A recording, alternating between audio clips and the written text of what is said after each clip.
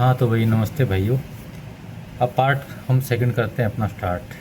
अब मैंने कहा था आप लोगों को कि जब आप लोग कंफ्यूज हो कि किसको सपोर्ट करना चाहिए किसको सपोर्ट नहीं करना चाहिए, तो थोड़ा सा स्टडी करते हैं। मतलब पहले मैं रिक्वेस्ट करूँगा आप सबसे, अपने माइंड में ये मत मान के बैठो। मतलब होता है ना कई बार कि मैं कांग्रेस कांग्रेस के अलावा सब खराब है, या मैं अखिलेश यादव का समर्थक हूँ उसके अलावा सब खराब है, या मैं सिर्फ मोदी के खिलाफ हूँ। तो वो सब छोड़े, थोड़ा सा चीज़ों को जज करो। सरकारें देखो सब अच्छी होती हैं। हम जब छोटे छोटे थे तो हमारे जो पहले पेरेंट्स वगैरह और सब दादा वादा सब कांग्रेस को वोट देते आए। तो हमें ट्रेडिशनल नहीं होना चाहिए, तो समय के साथ देखना चाहिए कौन अच्छा काम कर रहा है। अच्छे काम को ही तो वोट देनी है यार। और जाति पाति में पढ़ के सिर्फ ये भी मत करो कि सिर्फ जो हमारा काम निकाल देगा, हमें नौकरी लगवा देगा या हमारी कास्ट का है उसको वोट देनी है। नहीं भाई, ऐसे नहीं होता। देश की सोचनी है, सिर्फ अपनी नहीं सोचनी। वो टाइम चले गए यार। आप थोड़ा सा पढ़ो, चीज़ें आगे करो। आप लोग इंडिपेंडेंट तब बनोगे जब थोड़ा सा मतलब स्टार्टिंग अपने से खुद से करोगे। ठीक है, तो अब बात करते हैं। मान लो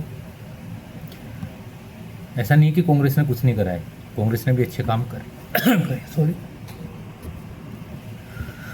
हाँ, तो मैं कह रहा था कांग्रेस ने भी अच्छे काम करे हैं, सारी सरकार अच्छी काम करती है। बस फ़र्क क्या होता है, कोई ज़्यादा अच्छा करता है, कोई थोड़ा सा कम अच्छा करता है। हमें चूज़ उसी के अंदर से करना है।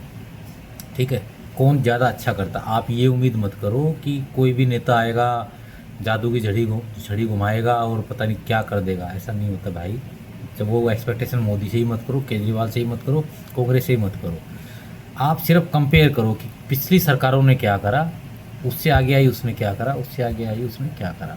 ठीक है, तो आप पिछले 10 साल अगर देखोगे कांग्रेस के, उससे पीछे आप देखोगे जाके वाजपेयी की सरकार।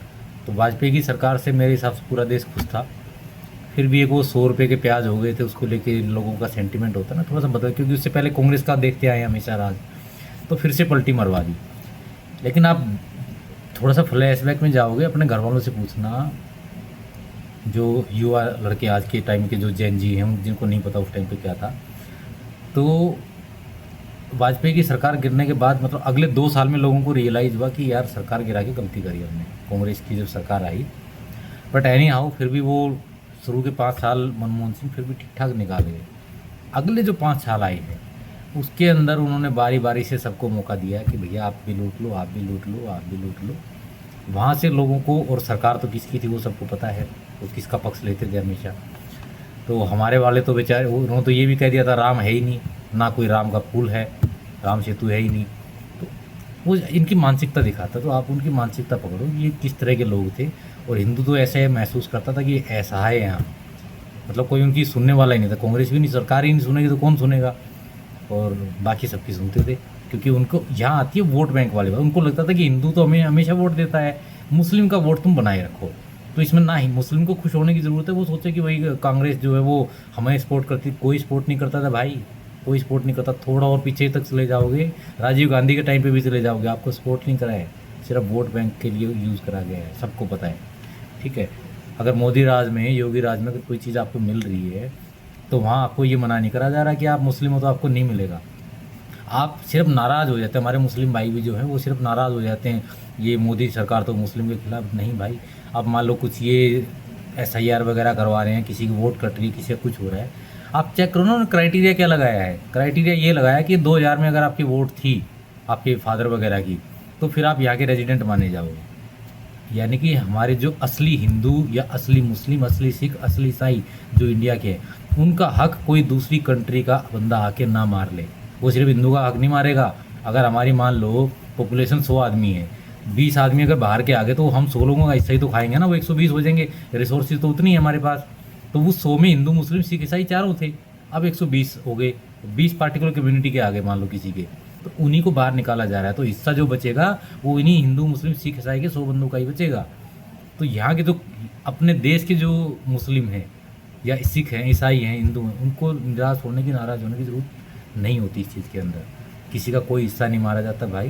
तो आप ये मत समझो कि सरकार आपके खिलाफ है, वो हर धर्म को साथ लेके चल रही है। राशन पानी फ्री मिलता है, प्लॉट फ्री मिलते हैं, घर फ्री मिलते हैं, सबको मिलता है, इक्वल मिलता है, छटनी नहीं की जाती भाई। तो मुस्लिम भाइयों को भी ये पहले अपने माइंड से निकालनी पड़ेंगी चीज़ें। अब घूम फिर के अगर हम आते हैं अभिजीत दिपके के ऊपर, आप इसका बैकग्राउंड निकालो। ये तो नाम इतना सड़ा हुआ ले लिया पार्टी का, जितना सड़ा हुआ है खुद दिखता है, कॉकरोच जनता पार्टी। साला खुद भी कॉकरोच जैसा ही लगता है। ऊपर से ये बंदा, आप इसका सर्च करोगे तो आम आदमी पार्टी से जुड़ा हुआ था। ये पत्रकारिता करने गया, वापस आया, फिर इन्होंने मतलब इसके पीछे पंजाब में इलेक्शन है तो केजरीवाल जी अब हाथ पल्ले तो कुछ रहा नहीं, वो बेचारा विश्वासा बन के हमदर्दी के बटोरता रहता है लोगों की, जी मेरे को तो कुछ करने ही नहीं देते, मेरे को कुछ करने नहीं देते, मेरे हाथ बंधे हुए हैं। तो पूरी ज़िंदगी उसने ऐसे ही काटी, वो आगे भी ऐसे ही काटेगा। पंजाब में तो कोई हाथ रोक नहीं रहा, वहाँ भी लट बरसा रहा है। वो चेक कर लो, आप गूगल पे चेक करो, वीडियो में वो न्यूज़ देखा करो। तो सरकारें ऐसे ही करती हैं, ठीक है। अब ये इसको लेके आया कि कुछ तिकड़मबाज करेंगे कुछ। अब राहुल गांधी बीच में घुस गया, तो कल वो ये कह रहे हैं जी आप हमें कमज़ोर करने के लिए कर रहे हो, यानी कि एजेंडा है। यहाँ से पता लग रहा है ना आपको कि एजेंडा, ये सपोर्ट नहीं कर रहे हैं किसी छात्र को, उकसा रहे हैं। केजरीवाल कह रहा था कल कि मेरा लड़का, मेरी लड़की, मेरे बच्चे भी इसके अंदर थे। कोई फ़ोटो वीडियो, कोई 1-2 लट तो लगे होंगे, लट खा के आना चाहिए। नेता के बच्चों को और नेताओं को तो लट खाने के लिए बनाया जाता है। राहुल गांधी ने भी खाए हैं, तो दिखाओ बहन के। ये महा झूठा, महा ठग आदमी 2 साल हमने इस पर विश्वास करा था, तीसरे साल से हमने काटा मार दिया था। तो आपको लोगों को पहचानना आना चाहिए कि कौन किस तरह का आदमी है। इसके बयान, इसकी करतूतें आप अगर उठा लोगे, ज़रूरी नहीं है कि मैं जो बताऊंगा वही ठीक है। आप खुद ही एक्सप्लोर कर सकते हो यार, किसने क्या क्या अच्छे काम करे, क्या बुरे। मैं ये नहीं कहूँगा कि इसने सारे बुरे ही करें, कुछ अच्छे भी करे होंगे, लेकिन कितने अच्छे करे और कितने बुरे करे, उसको कंपेयर करो आप कांग्रेस से और बीजेपी से। देन आप अपना निष्कर्ष निकालो। हो सकता है आपको अगर फिर भी ये लगे कि केजरीवाल ने ज़्यादा अच्छे करे, आप केजरीवाल को सपोर्ट करिए, कोई दिक्कत नहीं है। हमारे लोकतंत्र की खूबसूरती तो यही है ना। मैं ये नहीं कहूँगा कि सबके सब मोदी को वोट करो, फिर तो उनके अंदर भी अहंकार हो जाएगा। तो हमें वोट तो सबको करना पड़ेगा, थोड़े से उधर भी होने चाहिए, थोड़े उधर भी, विपक्ष भी मजबूत होना चाहिए। तो ये एक लोकतंत्र की रियल में खूबसूरती होती है। लेकिन बाकी देशों की तरह हमारा जो विपक्ष है ना, वो थोड़ा ख़राब है, उनकी तरह नहीं है। मतलब जो असली मुद्दे, इसराइल को ले लो आप, इसराइल का देखो ना, पक्ष विपक्ष किस तरीके से काम करता है। देश की बात आगे तो सब एक है, हमारे यहाँ क्यों नहीं हो पाते।